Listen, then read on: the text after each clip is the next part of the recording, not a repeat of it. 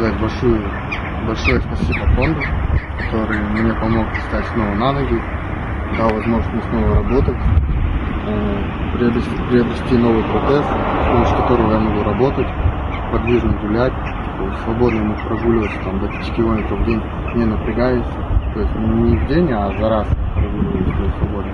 На старом протезе мне надо было каждые 100 метров передышки делать. То есть ждал государственный протез около 8 месяцев, от 8 до 10 месяцев.